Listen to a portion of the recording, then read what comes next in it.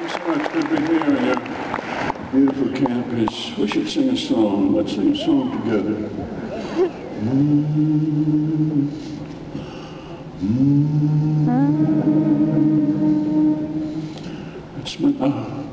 Here we are. We're in the real. Let's sing this. Let's sing the national anthem.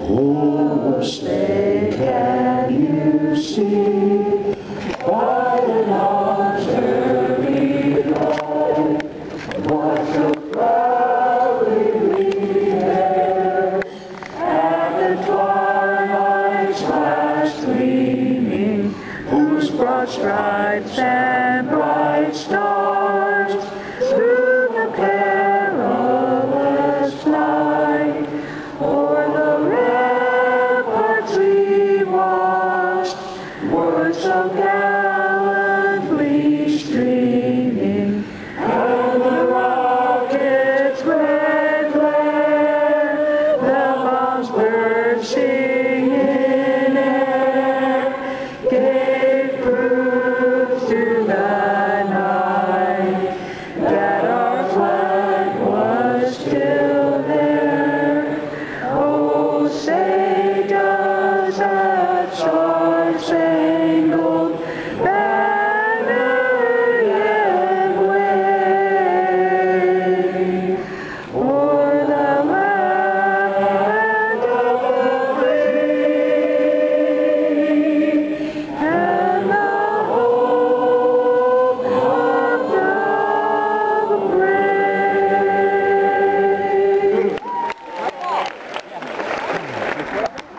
People in the choir here, I can tell. Gorgeous.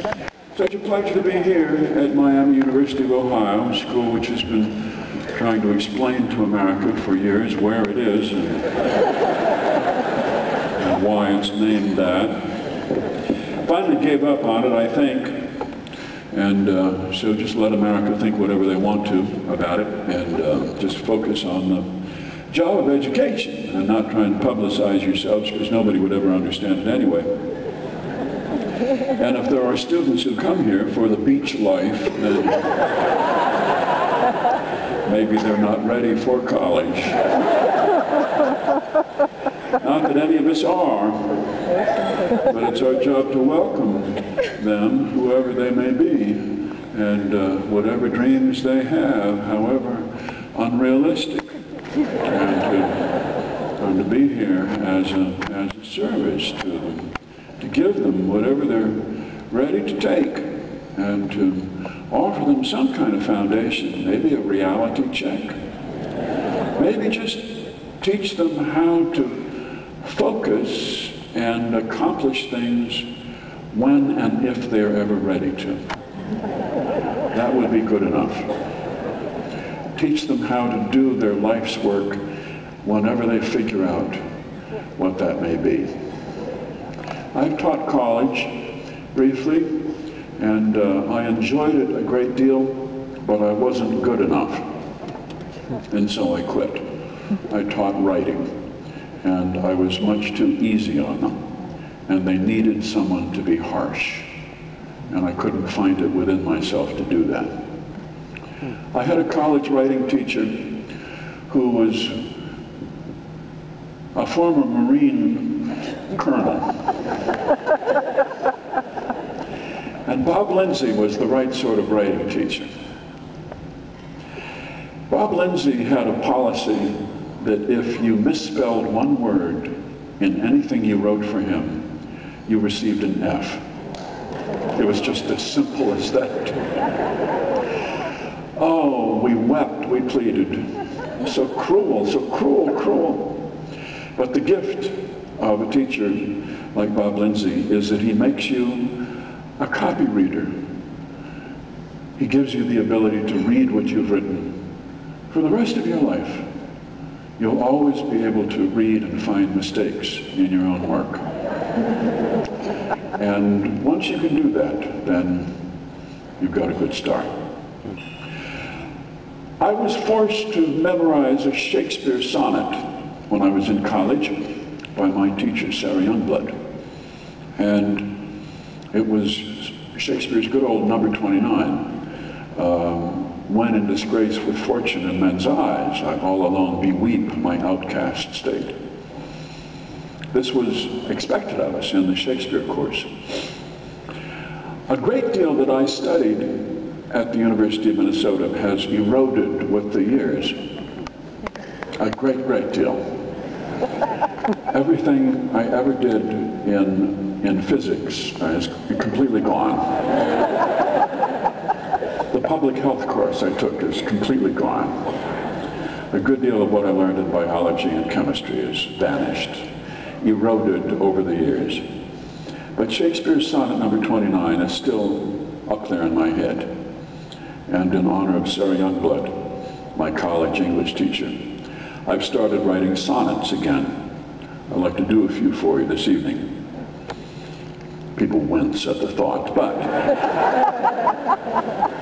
we're here at a university after all. We're not just here to have a good time.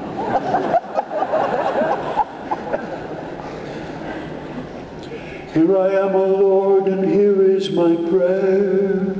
Please be there.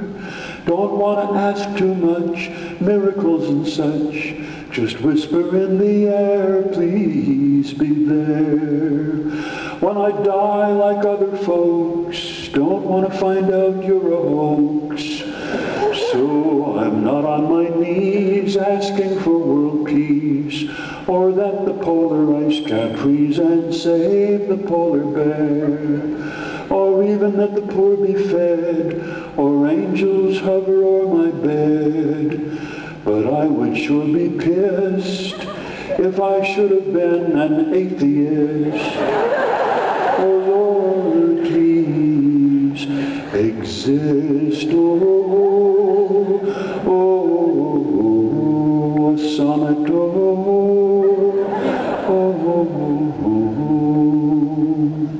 Christine was the tallest girl in the 11th grade, tall with dark hair, tied up in a tight French braid.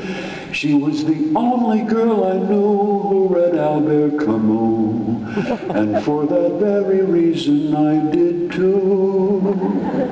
I stood behind her in choir, a lonely baritone, but when I smelled her exotic French cologne and felt the existential heat of her body, I became Luciano Pavarotti.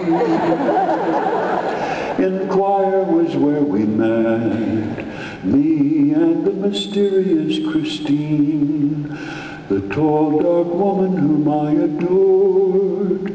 And as the choir sang praises to the Lord, I sang to the back of Christine's head many things that never could be said.